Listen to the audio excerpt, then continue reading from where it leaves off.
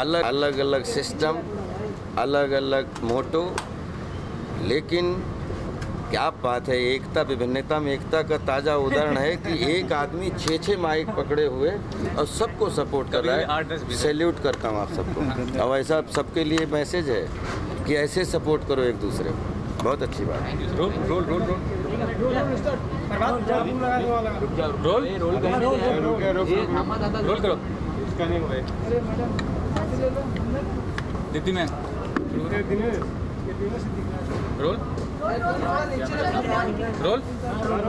राष्ट्रपति पूछना चाहूँगा, इस फिल्म का सब्जेक्ट क्या है और किस तरह का किरदार निभा रहे हैं? एक फिल्म जैसे बांके की क्रेजी बारात, तो बांके की भूमिका करने का मौका मिला और एक अलग तरीके की प्रॉक्सी वेडिंग, जैसे हम सब लोग, आप भी हम भी, हमने शादियां हर साल या तो बहुत शादियों में गए हैं या बहुत शादियां रास्ते में देखी हैं या बहुत शादियां दूर से देखी हैं।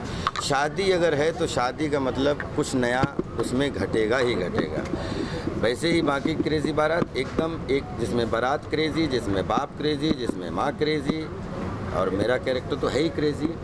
साथ में जितने भी लोग काम कर रहे थे सारे क्रेज़ी हैं और हम चाहते हैं कि आप भी क्रेज़ी बन के बड़े क्रेज़ के साथ में हॉल में आके इस बारात के साथ में जो है आप बाराती बन जाइए।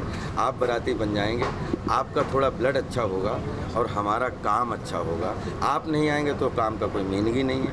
इसलिए बाकी की क्रेज़ी बारात एक अलग तरीके की बड़ी बच्चा, बूढ़ा और जवान सबको एक किचन में बैठ के खाना खाते हुए भी आप उसको डिस्कस कर सकते हैं। फिल्म देखने के बाद आप ये फिल्म कंप्लीट एक हम सबको लाफ राइट मनोरंजक फिल्म है। अच्छा राजपाल सर, बाकी की क्रेजी बारात में आप कौन सा क्रेजी किरदार निभाने वाले हैं? बाके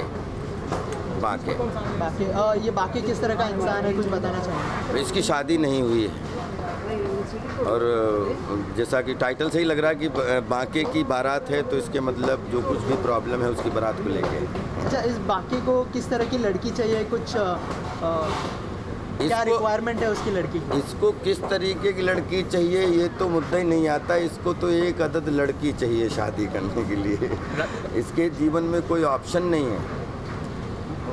ये लोगों के लिए ऑप्शन है लेकिन इसके जीवन में कोई ऑप्शन नहीं है। इसको सिर्फ एक कन्या चाहिए शादी की। जी, अगर बाके की क्रेजी बारात की बात करें तो क्या कहा जाता है कि शादी का लड्डू खाए तो भी पछता है और न खाए तो भी पछता है। नहीं तो ये कैसा, बाके को कैसा लगता है कि शादी का लड्डू खा के पछताना बेहतर है या बिना खाए? नहीं, मुझे लगता है कि शादी का लड्डू खा के कोई नहीं पछताता। अगर वो पछताता है तो वो अपने बहाने खोज रहा होता है। शादी का लड्डू ऐसा है, जो वही लड्डू एक ऐसा है जब आप खाते हो तभी आपको जीवन समझ में आता है, तभी आपको बाप क्या होता है वो समझ में आता है और परिवार में आपकी जिम्मेदारी क्या होती है वो समझ में आता है। शादी से पहले जो लड्डू होता है उसका शादी के बाद का लड्डू से कोई लेना देना नहीं होता है। एक्चुअली जो स्वादिष्ट लड्डू होता है वो बारात के बाद का होता है। अच्छा, बाके आप बने थे इसके पहले मालामाल वीकली में, तो नहीं उसमें बाजे बने थे। अच्छा, बाजे बने थे, तो ये जो उसके लिए भी शादी के लिए एक बार बार उसका चलता रहता है कि ये शादी होने वाली है। इस फिल्म में कितना अलग होने वाला है या हमें वही झलक एक बार फिर इसमें मालामाल वीकली बिल्कुल अलग तरीके की एक फिल्म है और उसमें एक अलग तरीके की, जिसमें लॉटरी को लेके पूरे गांव का पागलपन है और इसमें बारात को लेके पूरे गांव का पागलपन है। तो मुझे लगता है ये उससे बहुत डिफरेंट फिल्म है।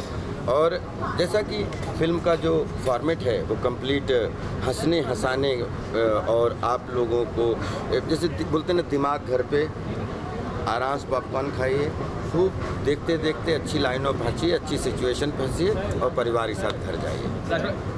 आपसे पूछना चाहूँगा, बहुत सारी हास्य फिल्में आती हैं लेकिन कई सारी हास्य फिल्में थोड़ी फुहरता भी होती है, जो क्रिटिक्स पसंद नहीं करते, दर्शक भी पसंद नहीं करते। आप परिवार के साथ देख नहीं सकते ऐसी हास्य फिल्म को, तो इस बारे में क्या कमेंट करना चाहेंगे? और आप उसका एक प्रतिबिंब में आप काफ़ी सारी कोई कमेंट्री इसमें नहीं कर सकता क्योंकि क्रिएटिविटी में एज एन एक्टर में तो किसी को चुनौती दे नहीं सकता। लेकिन मैं एक चीज़ कहता हूँ कि 3 डायमेंशनल सिनेमा होता है। किसी को ये सिनेमा अच्छा लगता है, किसी को वो सिनेमा अच्छा लगता है, किसी को वो सिनेमा अच्छा लगता है।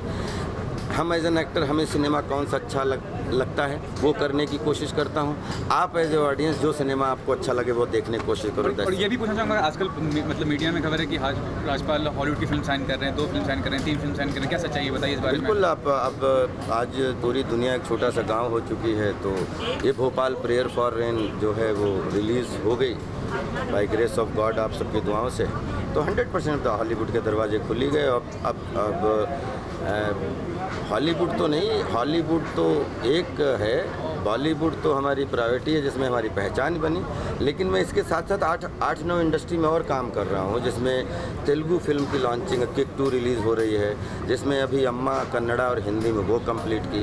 अभी तमिल की हमारी जो है 5-6 महीने में जो है वो पूरी शूटिंग वूटिंग शुरू है। बंगाली भी 2 मराठी कर चुका हूँ, 2 पंजाबी कर चुका हूँ। तो 150 फिल्में अगर हिंदी करने के बाद में मैं लगातार, मेरा सपना ये है कि मैं दुनिया में जितनी भाषाएं अलग अलग हैं उनमें भी काम करूं और अपनी जो मातृभाषा है उसमें काम करूं। राजपाल की बात करें तो राजपाल की ऑडियंस एक अलग तरीके की ऑडियंस है, और इसमें क्या कुछ अलग ऑडियंस को नज़र आएगा राजपाल के राजपाल की ऑडियंस जो भी है, जो भी राजपाल हैं वो ऑडियंस की वजह से आज देश के और दुनिया के हर घर को प्रणाम करता हूँ जिन्होंने हमें प्यार दिया, जिन्होंने हमारी फिल्में देखी, हमें आशीर्वाद दिया। और राजपाल यादव की फिल्मों का उसमें कंप्लीट, चाहे कभी सीरियस एंटरटेनमेंट मिले चाहे कॉमिक एंटरटेनमेंट मिले, लेकिन राजपाल यादव हैं तो आपको एंटरटेनमेंट मिलना चाहिए, ये हमारी प्राथमिकता है। चलिए sir, all the very best, thank you. Thank you. अभी तक इंडिविजुअल थे हम लोग। राजा भैया यार देख लेना भाई।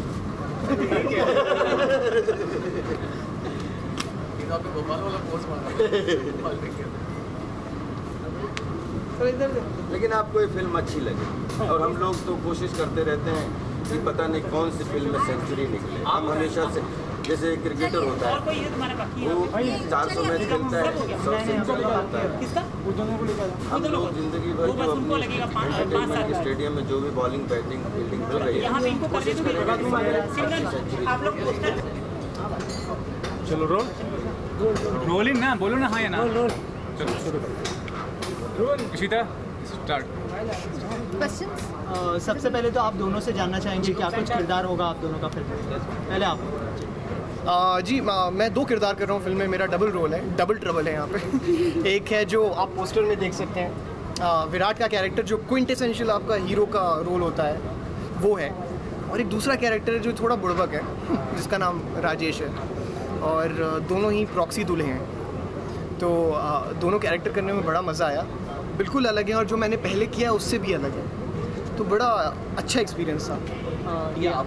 मैं एक्चुअली फिल्म में एक बहुत परेशान सी दुल्हन हूँ, क्योंकि मेरी अचानक से जिससे मैं कभी मिली नहीं हूँ उससे शादी तय हो गई है, और मेरी बुआ आके मुझसे कहती हैं कि बस मेरी शादी तय हो गई, उन्होंने लड़का वड़का देख लिया, और जब लड़के का नाम है बाके और उसकी फ़ोटो देखती हूँ तो मुझे मतलब वही चक्कर आ जाता है, मैं बेहोश हो जाती हूँ, इतना ख़राब दिखता है।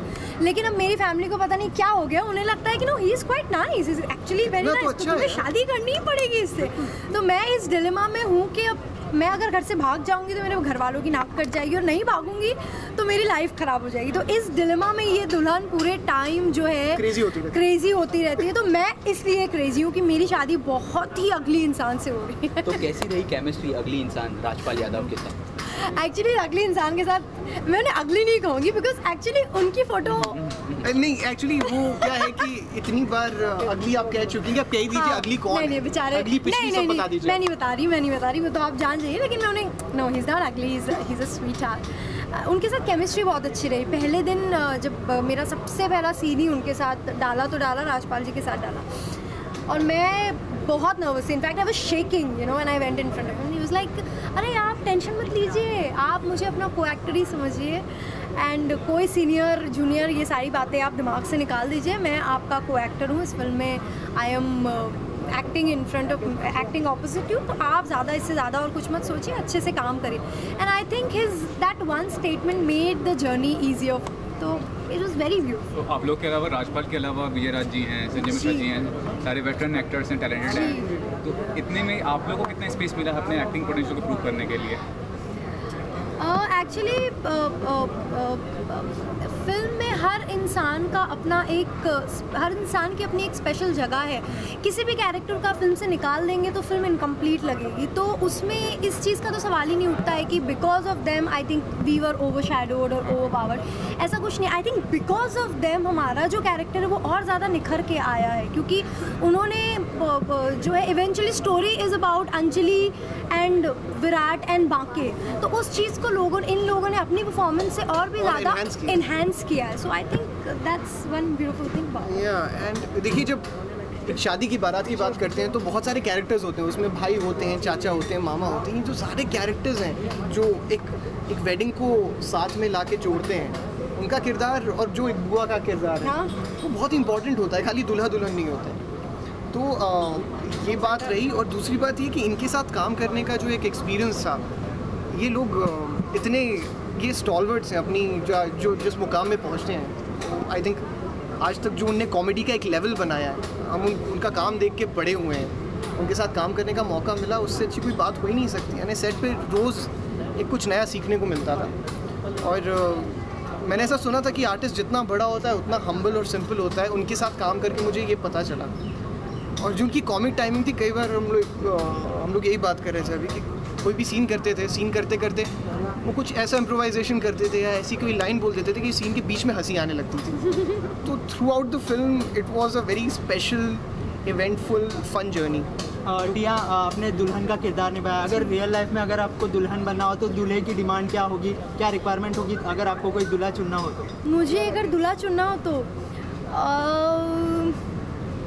मैंने सोचा नहीं है इस बारे में कभी, लेकिन आई थिंक सबसे इम्पॉर्टेंट क्वालिटी जो मैं एक इंसान में चाहती हूँ वो है compassion towards the other beings, चाहे वो एक इंसान हो चाहे वो एक जानवर हो, यू नो, बिकॉज आज मैं देखती हूँ तो people are very cruel towards you know animals. उनको लगता है अब सब है तो बस इंसान ही है बाकी। So I think compassion towards every living being is very important in a human being. बाकी तो उसके साथ गुड लुक्स और यू नो थोड़ा सा बाकी सारी चीज़ें तो लाजमी है, वो तो ज़रूरी है ही उसमें। मतलब वो उतना सोचती नहीं हूँ, मेरा दूल्हा बनना है तो ही हैज़ टू मैच मी, लेकिन उसके अलावा कंपैशन इज़ वेरी इंपॉर्टेंट। आप दोनों से पूछना चाहूँगा, कॉमेडी फिल्में काफ़ी आ रही हैं आजकल बॉलीवुड में, लेकिन कुछ लॉजिकल आती हैं, कुछ इलॉजिकल आती हैं जिनका कोई सेंस नहीं होता है। ये किस कैटेगरी में आती हैं और लोगों को इम्प्रेस कर पाएगी अगर ये पर्दे पे आती है? तो सिर्फ एक सर, मुझे तो ऐसा लगता है कि बिल्कुल लॉजिकल इलॉजिकल। देखिए, सिनेमा जब आप बनाते हैं तो एक कहानी आपने लिखी है, उसको आप कहना चाहते हैं। अब कितने अच्छे तरीके से आप कह सकते हैं वो बात होती है। दूसरी चीज़ ये कि हमारी जो कहानी, जो कॉन्सेप्ट है वो बहुत ही इंटरेस्टिंग सा है। ऐसा मैंने कभी देखा नहीं है इंडियन सिनेमा में या कोई भी सिनेमा में, प्रॉक्सी वेडिंग के ऊपर कि दूल्हा ही बदल दिया और बदले हुए दूल्हे को भी बदल दिया। तो कॉमेडी ऑफ एरर बोल लीजिए या सिचुएशनल कॉमेडी बोल लीजिए, ऐसी फिल्म है कि there is nothing below the belt. कोई अश्लीलता नहीं है फिल्म में कहीं भी। एक दादाजी भी जा सकते हैं और उनका पोता भी जा सकता है साथ में, और किसी को भी एम्बैरेसमेंट नहीं होगा फिल्म को देखकर। And you know the most important thing is the film is very original, you know, बहुत रूट से कनेक्टेड है। एक छोटे शहर की फिल्म है, so Indian audience can connect to it कि वो अपने आसपास ऐसी चीज़ें और ऐसे कैरेक्टर्स देखते हैं, जैसा दूल्हा है या चाचा जी हैं या दुल्हन है, ये सारे कैरेक्टर्स कहीं ना कहीं से ओरिजिनली हमारी स्क्रिप्ट में उठाए हुए हैं। तो लोगों को आउट ऑफ द प्लेस नहीं लगेगा कि अरे ये क्या भलता कर रहे हैं, उन्हें लगेगा कि एक्चुअली ऐसा होता है। So I think they will connect and they like it. Tia, शुरुआत की थी आपने हॉरर फिल्म से जी, उसके बाद कॉमेडी जॉनर, ये सफ़र कैसे रहा कि यार आपने सोचा था कि हॉरर फिल्म करनी है, उसके बाद सीरियस एक आध फिल्में दिखाई दी आपको? यार मैंने तो यही नहीं सोचा था कि मैं कभी फिल्म करूँगी मैं तो सिंगर बनने आई थी। बट जैसा कहते हैं कि डेस्टिनी जो है प्लेस गेम्स विद यू, और टीवी एक्टर से एक फिल्म एक्टर बनी हॉरर फिल्म्स की, और उसके बाद सीधा एक कॉमेडी जॉनरा की फिल्म की। तो मैंने कभी अपना करियर प्लान नहीं किया, जो सामने आता है और मुझे लगता है कि मुझे ये करना चाहिए, क्योंकि मैं दिमाग से नहीं सोचती हूँ, दिल से सोचती हूँ। तो अगर मुझे ऐसा लगता है कि मुझे ये फिल्म करनी चाहिए, मैं करती हूँ। फिर उसके बारे में मैं ये नहीं सोचती कि क्या बैनर है या कौन क्या कर रहा है। अगर फिल्म अच्छी है, क्योंकि आज I think as an audience अगर आपसे भी पूछा जाए तो you would want to go and watch a film which has a good story, not just big names and there is no story, people are doing anything. So I think आज audience बदल रही है, तो I am very confident about this film. तो finally viewers को क्या कहना चाहेंगे आप दोनों इस पर्टिकुलर फिल्म के बारे में? यही कहना चाहेंगे 7 अगस्त को हमारी फिल्म रिलीज़ हो रही है, बाकी की क्रेजी बारात। बाकी की क्रेजी बारात, and it's a fun filled film. इतने अच्छे एक्टर्स हैं और आई नो इट्स अगर आपको कहें कि आप अपने पैसे खर्च करके जाइए तो it has to be worth it, so I think it will be worth your money, so you must go and watch the film. It's a full on comedy family entertainer. Thank you. Thank you so much. Thank you so much and all the best. Sir सबसे पहले तो जानना चाहेंगे कि बाकी की crazy बारात में आप कौन सा क्रेजी किरदार निभाने वाले हो? मैं एक किरदार कर रहा हूँ जिसका नाम है लल्लन, और ये एक ऐसे व्यक्ति हैं जिनके लिए किसी भी तरह की समस्या, छोटी बड़ी टेढ़ी आड़ी, वो समस्या ही नहीं है। और चूँकि ये बाकी की क्रेजी बारात जो आप देख रहे हैं एक प्रॉक्सी वेडिंग की थीम पर टिकी है, और ऐसी संभावना हमेशा बनी रहती है कि कभी भी गड़बड़ हो सकती है शादी में। तो लल्लन जो हैं वो वहाँ तैनात हैं, बाकी इनके छोटे भाई की तरह हैं। लल्लन जो हैं वहाँ इस बात की देखभाल करते हैं कि किसी भी तरह की कोई समस्या न हो, शादी बड़े आराम से हो जाए। तो ये इनका काम है और यही इनका नाम भी है। अच्छा, फिल्म में जो है काफ़ी बड़ी स्टार कास्ट है, तो उनके साथ काम करने का एक्सपीरियंस कैसा था? बहुत सुंदर था, बहुत मज़ा आया सबके साथ काम करने में। संजय जी, राजपाल जी, राकेश जी, टिया, सत्या, बहुत ही सुंदर एक्सपीरियंस था। और वो केमिस्ट्री जब आप देखेंगे फिल्म तो आपको देखने को मिलेगी। इस फिल्म में ऐसी क्या अलग खास बात है जो लोगों को काफ़ी पसंद आएगी? ऐसा कुछ एक बात जो बताना चाहेंगे? प्रॉक्सी वेडिंग एक बड़ा अनूठा सा आइडिया है अपने आप में, और वो कैसे स्मूथली हो जाए इसकी कोशिश है फिल्म में। और पारिवारिक फिल्म है, आप सभी के साथ, अपने बच्चों के साथ, मित्रों के साथ, बड़ों के साथ बैठकर ये फिल्म देख सकते हैं। बड़ी फनीली बहुत फनी सिचुएशन फिल्म के अंदर पैदा होती हैं जो आपको लुभाएंगी। आपसे जानना चाहेंगे, अगर आपको कोई फिल्म ऑफ़र होती है तो आप क्या देखते हैं फिल्म में? अगर स्क्रिप्ट कोई ऑफ़र होती है तो आप ऐसी क्या खास बात देखते हैं? यार, ये इस बात का एक्चुअली मुझे अभी तक पता नहीं चल पाया कि मैं क्या देखता हूँ। कुछ भी देख लेता हूँ। कई बार किरदार बड़ा मज़ेदार होता है, कई बार डायरेक्टर का पैशन मुझे खींच लेता है, कई बार प्रोड्यूसर का जज्बा, तो कुछ भी तय नहीं है। तो इस बात का सीधा जवाब मैं अब तक ढूंढ नहीं पाया। मुझे शायद आने वाले कुछ सालों में पता चल जाए तो मैं बता पाऊँ कि यार मैं क्या देखता हूँ और क्या मैं नहीं देखता हूँ। ऑडियंस से क्या कहना चाहेंगे आप फिल्म के बारे में? ऑडियंस से मैं ये कहना चाहूँगा, यार आप आएँ, क्रेज़ी फिल्म है और शायद थोड़ा क्रेज़ पैदा करेगी आप जब देखेंगे इस फिल्म को। शुक्रिया, thank you very very much. Thank you so much and all the best.